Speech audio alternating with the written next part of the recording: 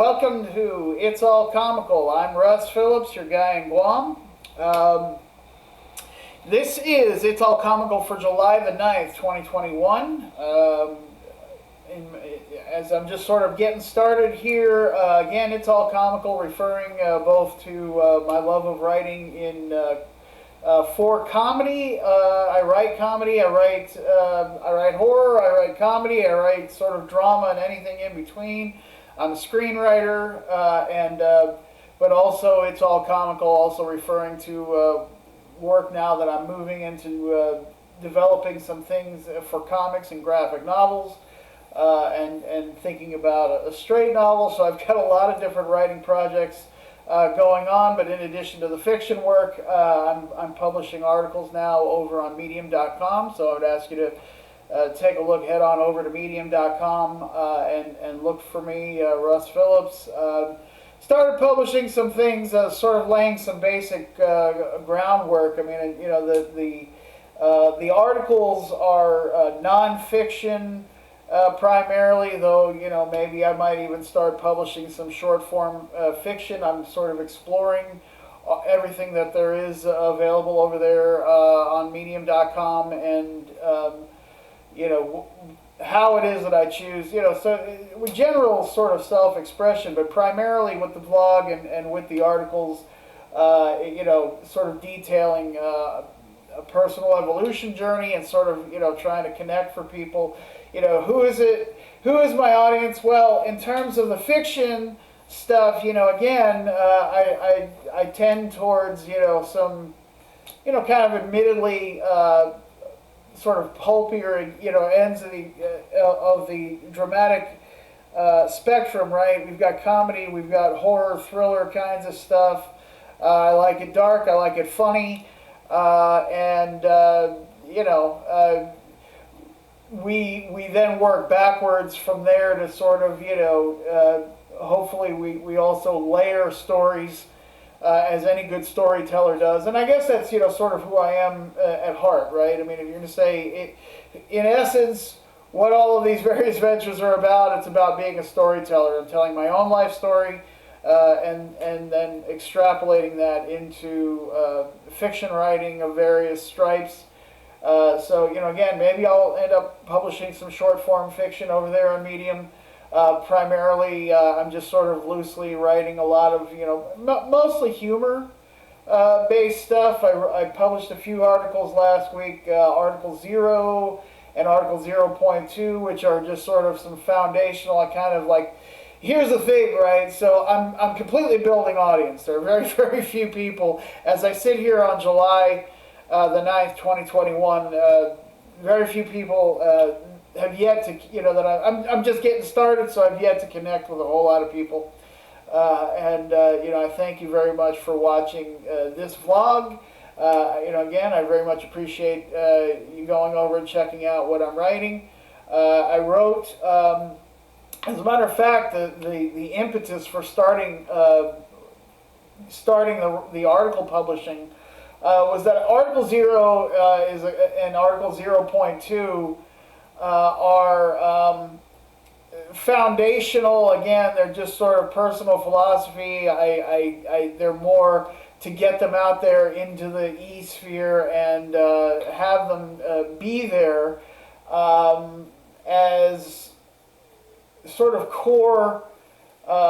You know, they're a bit more serious, I think, than generally speaking what my articles are going to tend to be moving forward. You know, I write a bit about health and wellness because I'm on a personal weight loss journey, but there's kind of like a broader sort of wholeness that I'm, you know, I'm trying to evolve myself, and in that I'm putting myself out there as a communicator. I'm sort of saying, you know, like, look, if I'm daring to take the stage, which I will continue to admit, anyone who's an artist, I think, has to admit to themselves at some level somewhere that it is a bit of an arrogant pursuit, right? That I've got something to say, and that I'm asking for your attention to listen to me say it. And you know, so that's the challenge then becomes to then, once you're sort of demanding the platform, then you've actually got to deliver on the promise of saying something of substance. And I don't want to have any, I don't have any delusions that I'm measurably changing the world in and of, my own efforts in and of themselves, but that, I hope to be somebody who's contributing in a valuable way to our general conversation. And again, speaking honestly about myself, about my life, and what it is that I'm doing, and hopefully that connects and resonates for some people. And again, if you're somebody who is struggling to find your way in life, if you're struggling with things like health and being overweight, then again, I started this vlog series before I evolved it to the It's All Comical as a documentation of my ongoing weight loss journey. Obviously, I think even as I sit here now, I'm kind of clearly over an ideal weight. All right, just to be honest about things, right? But I started on April the 20th of 2021, weighing in at over 265 pounds. And, I'm not going to withhold here for very much. So this morning, as of July the 9th, I weighed in this morning at 228.6. So we're moving along pretty well, right?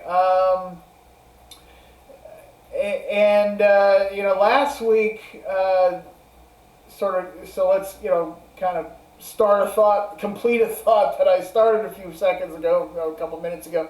The impetus last week was my own birthday. My own birthday falls on July the 2nd.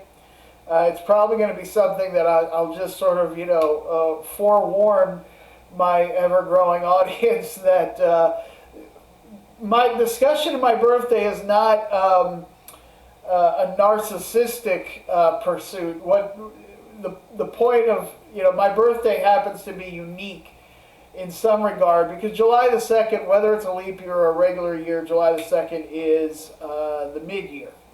And so it's sort of notable that way. It's day 183 in a 365-day year. Day 183 is smack dab in the middle. There's 182 days on either side from January the 1st through July the 1st, and then from July the 3rd through December 31st. 182 days in either direction, it being day 183. And then, of course, on a leap year, the exact mid-year rolls back from noon on July the 2nd back to midnight of July the 2nd, but it's still July the 2nd, so it's becomes day 183 with 183. But the bottom line is my birthday is the marker for the mid-year, and it's sort of been my personal tradition to kind of thank people for their we live obviously in a social media age, and social media does a wonderful job of giving everybody the significant updates, right, and reminders. And so, of course, I get, as we all do, a flood of well-wishing on my birthday, and I'm very happy and delighted to receive the good thoughts from people remembering me on my birthday. But just to sort of deflect for myself, because I'm never, ironically, I'm the type of writer who is naturally kind of an introvert, and I don't take to the center stage. When I force myself, when I've done a lot of stand-up comedy, I've taken, I took acting classes back in college, and that had a lot more to do with informing myself as a screenwriter, as somebody who would be writing for directors and for actors. I wanted to understand their processes better. And in the course of doing class work in cinema, studying filmmaking, of course, I've, and then with friends who have been studying filmmaking, I've acted a bit in front of cameras. I've done some local Dallas when I was living in Dallas back in the 90s. I did a little bit of local television. Um, so it's not my forte, right? I'm not primarily. I enjoy performance, but it takes a little. I've had to cultivate that. I'm not somebody who just naturally jumps center stage and juggles for you and smoothly, smoothly and confidently puts on a show. So it does take a little bit of digging deep. I mean, as I've gotten older, I feel a little bit more confident, but that, it's a confidence born less of, an innate sense of, man, I am endlessly entertaining, and people can't wait to get enough of, what I'm dishing out. I think it's more of, really, it's more of that kind of detachment that just comes with age and maturity of realizing that, man, they're not paying that much attention to you, and you're not occupying a lot of their time, and whatever people think of you, it doesn't hurt you. It really doesn't, right? At the end of the day, I'd rather connect with people in an authentic way and put myself out there because, put myself out there in a genuine way, but understanding that at the end of the day, it kind of, it doesn't matter, it doesn't affect, other than, you hope that you're doing something that people find value in it, but it doesn't kill you to put yourself out there. Again, if people are I'll say, I think I've been saying this in every single video. If you hear me talking, if you read what I write and you think I'm just full of shit, if you've got nothing but criticisms, and I'm completely aware that we're living in a world full of criticisms. That seems to be like, people's favorite pastime. I'm absolutely aware the further I put myself out there, the more critics that I'm going to find, and people will say, horribly cruel things and whatever, and it just doesn't matter, man. It just doesn't matter. I'd rather live in the love. Again, I have a wonderful family. We're raising, our son, my wife and I.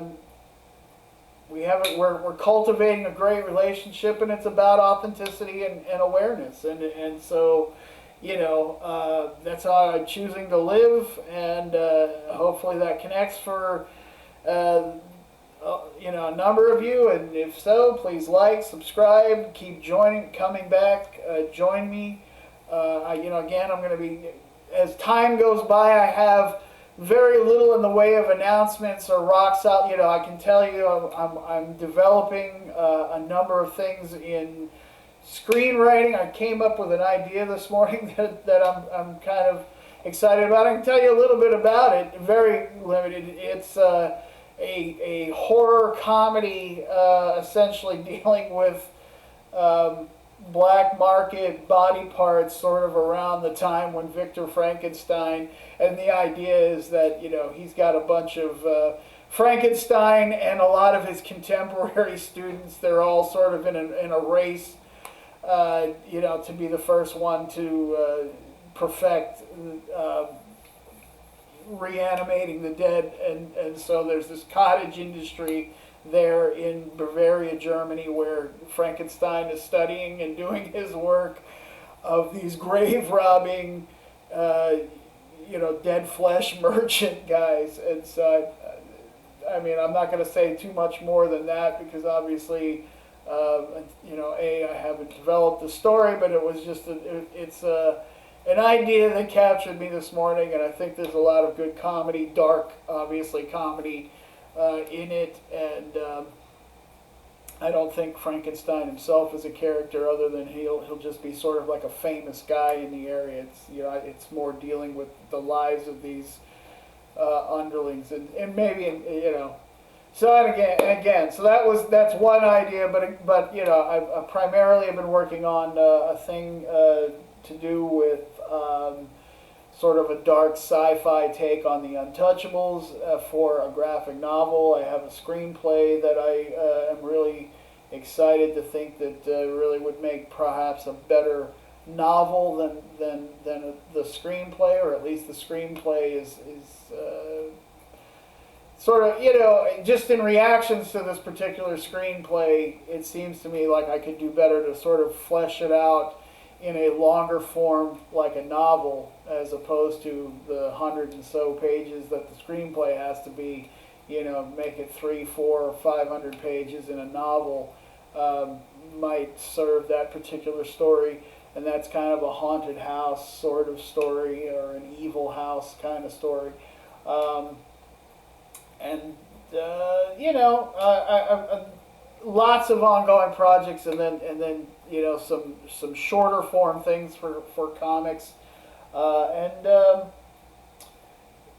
that's kind of where I am with my ongoing work, and a little bit about what it is that I write. But my primary thing is this, that's who I am as a person and what I'm doing. But again, with these vlogs and with the articles, it's much more about sort of. I got divorced in 2015. I published an article.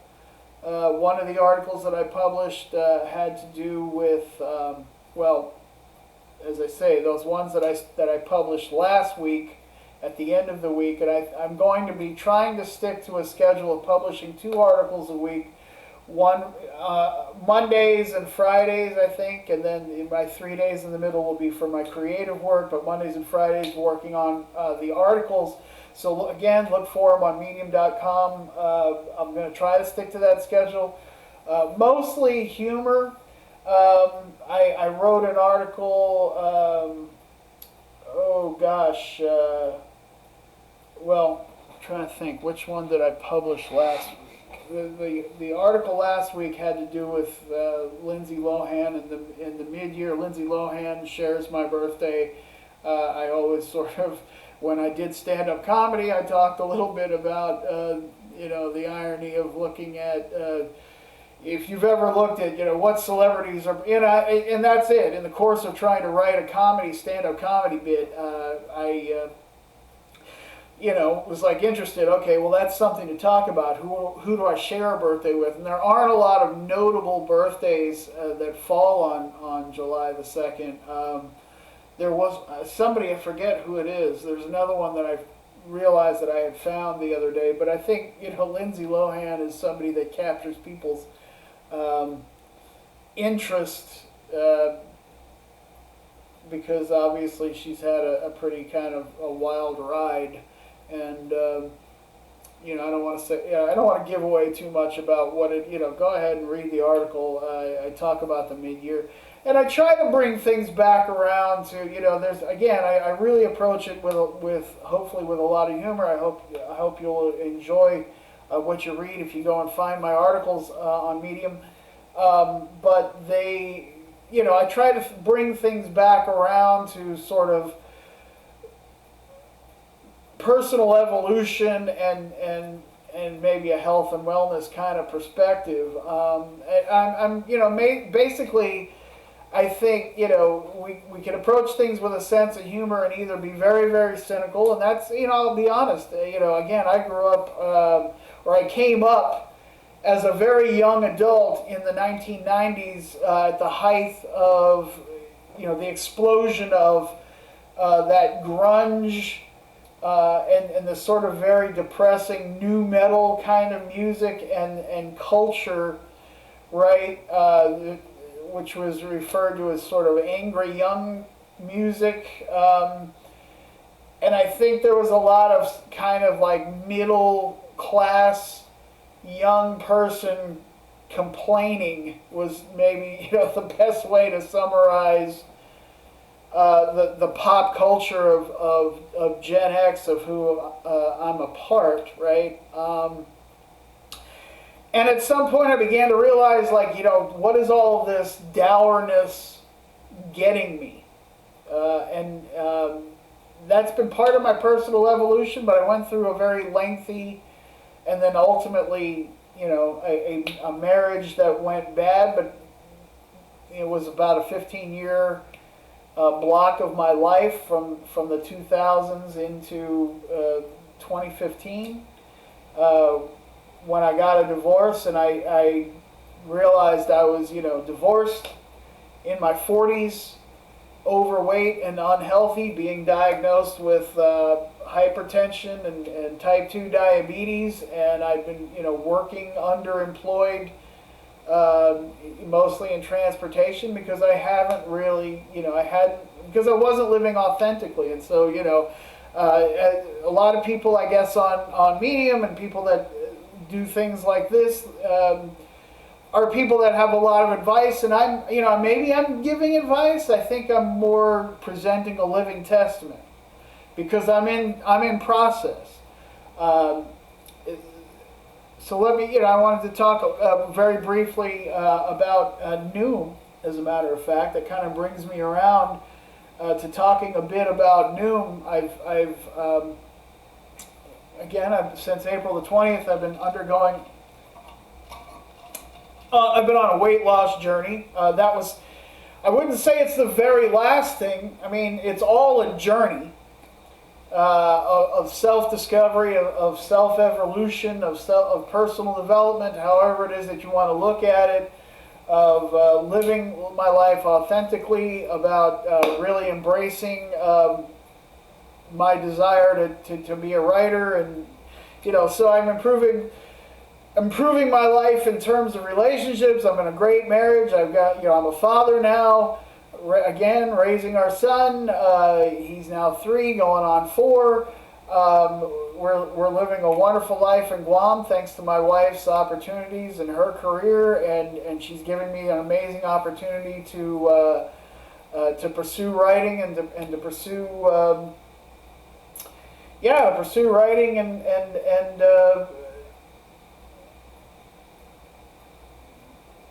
sort of finding my best expression for what it is that I've not been doing right. And it began with a friendship really that I made at the tail end of my marriage with a guy next door that's now one of my very best friends in the world, and I know that I'm on a rock solid foundation because I just approach things differently. And again, not that I was some kind of pathological liar up through 2015, but I think that it was sort of going from the fronts that we put up and realizing, people, if you're going to be judged for being authentic, and that's kind of a guiding light, my true north.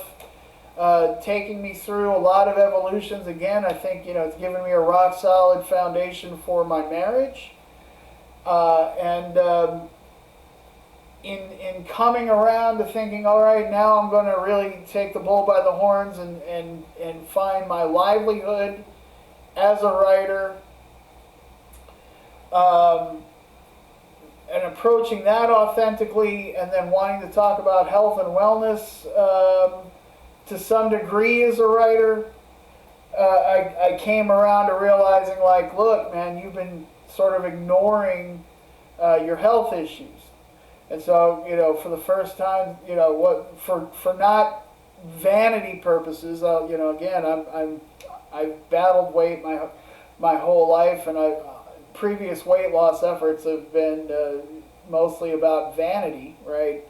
We all sort of, it's kind of like somebody who smokes, like in the back of their mind, yeah, they know that there's, the possibility of cancer, but it's a different thing when hey, the lab numbers are here and you have hypertension and you have type 2 diabetes, and you're not getting any younger. And so it's, well, you're going to get serious about this, or you're just going to let things slide and keep pushing it to the back of your mind and pretending that, that it's not real. No, it's real. And I think, so it's sort of completing the idea that I'm addressing every area, every facet of my life in an authentic way.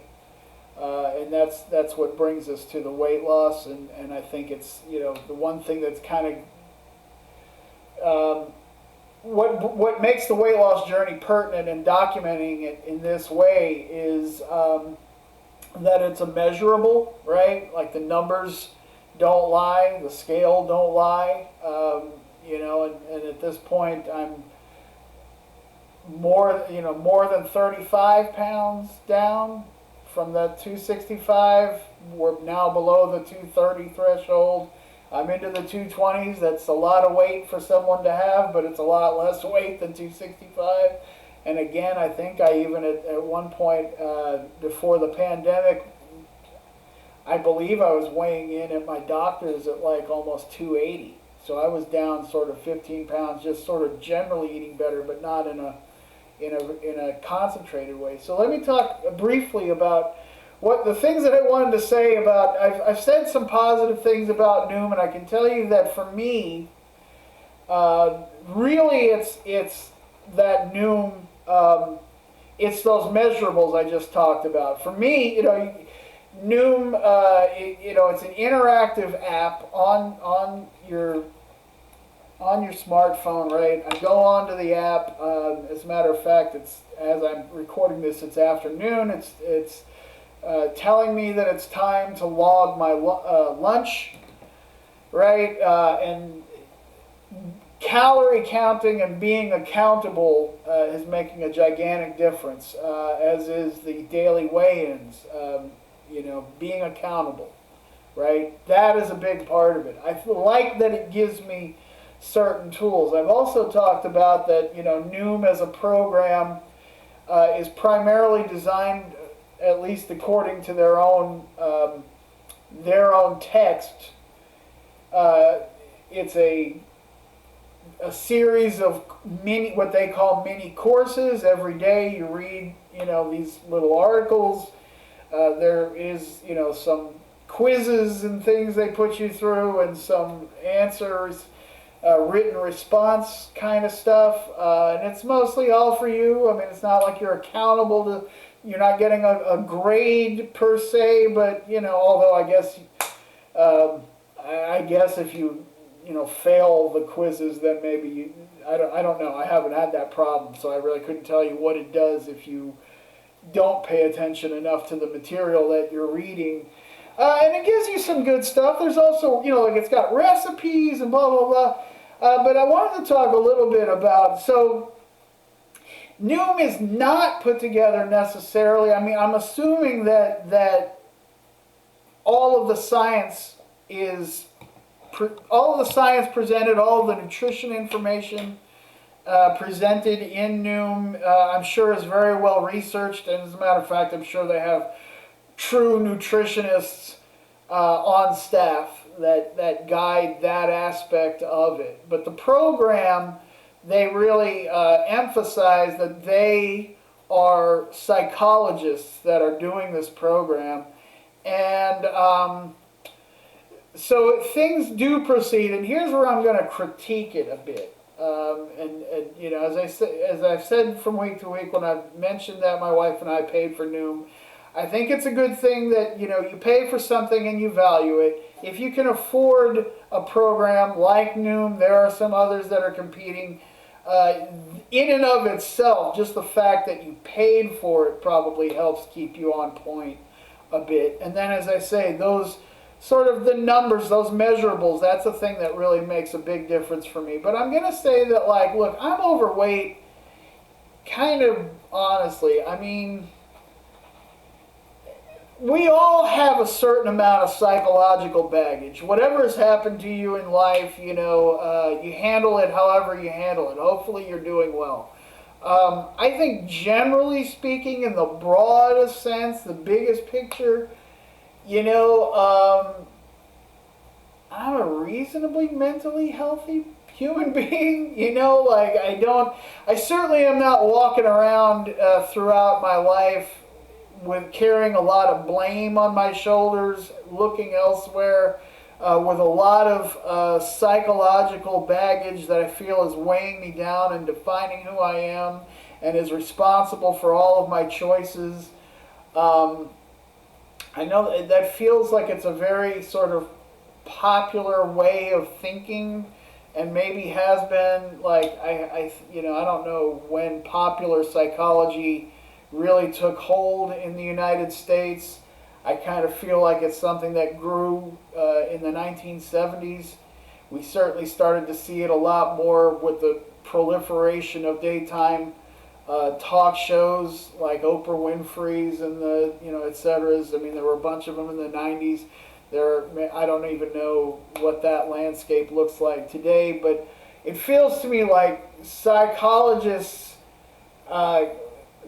sort of got onto center stage and got the spotlight at some point, and now we live in a world where a lot of people are very preoccupied with peeling the onion, right? And that everything is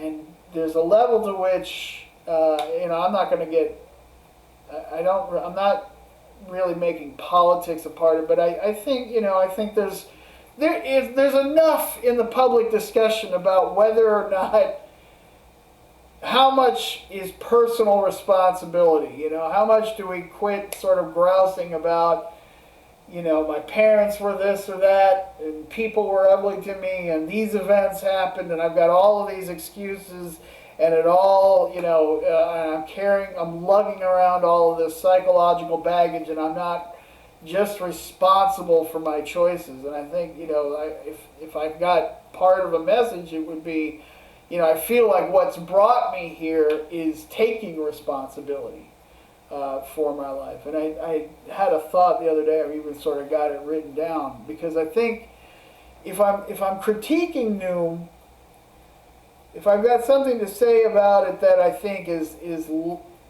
maybe a little less helpful for me, it does feel like it very much proceeds from a perspective where, this is psychology, and we really, like, everything sort of proceeds from this idea that, like,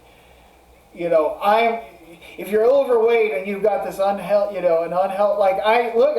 a certain point of the day, I'm just going to say, you know what, man, I'm fat because I like to eat. Like, things are yummy, and I eat too much of convenience foods, and, there's, like, working out and getting exercise is tiring, and my body feels physical. That's the main reason why people stay on the couch, right? It's not, they're not being weighed down by their problems. Maybe some are, and I don't mean to belittle that. Like, look, I really remember that I speak for myself.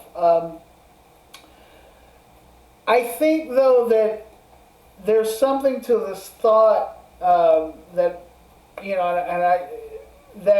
I think when we don't meet our own expectations, whether they be moral values or how we take care of ourselves, I think when we're less than our ideal self and we're not actively going after those ideals, I wonder how much that's because, or in our interactions, like when your relationships, I mean, when you look at people and you listen to, whether you can have that perspective about your own relationship. If you're in a relationship that's going great, wonderful. But if you have that sense that it's dysfunctional, or you see you've got those friends who are, that couple that's in your life, and they're always arguing, and they're at each other's throats, and there's always that tit for tat sort of aspect to it. There's that, did you have one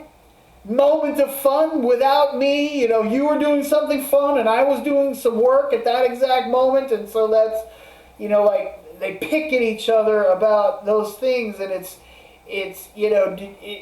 that everybody's trying to keep the scales balanced at all times. Heaven forfend that, anybody's got it over me, right? And so when you're not being your best self, when you're not, your relationships are going to suffer. Every aspect of your life suffers if you don't put your best effort. And that's kind of the irony, right? One of the ironies is that, what really, we do end up creating our own lives by not taking responsibility. No matter how, it really doesn't matter how objectively true whatever the complaint is. Everybody's parents stunk. They did the best they could, even if they were horrible. If they were horrible people, if your parent was, a psycho murderer and they're spending all their time in jail, or, they did nothing but abuse, or they left early or whatever, they lived their life and they did, like at some point, it becomes our task to say, well, I'm not going to let happenstance of my life, the circumstances of my life, define me. That ultimately I can take control and be the one who's behind the driver's wheel. And I think, again, so if you're being less than authentic, if you're being less than your optimal self, give some thought as to whether or not it's because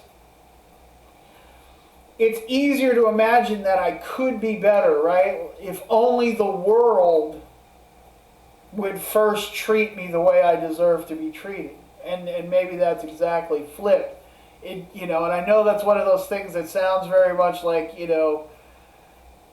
putting the blame. I mean, I'm choosing to take responsibility. If you choose not to, if that's something that's hard to face in your life, okay.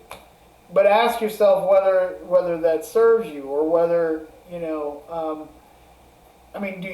what is it that you really want? Because ultimately, the truth of it is until you become aligned with what your goals are,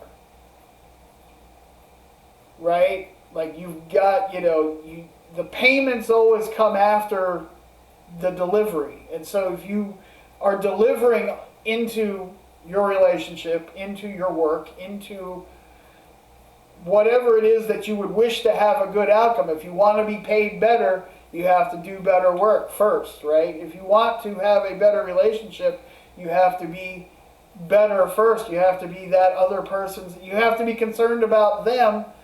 And it's, you then gain that clarity, right? I mean, that is also the irony of it. If you really can look yourself in the mirror and say, I know that I gave the best of myself to that, and it didn't pay the dividends that I was looking for, like I'm being, now you know it in the most authentic way. It's not just simply that other person in the relationship is treating you badly because you're both you're in that cycle. I treat you badly, you treat me badly, and I'm not going to treat you any better than you treat me. No, treat them better. Treat them better.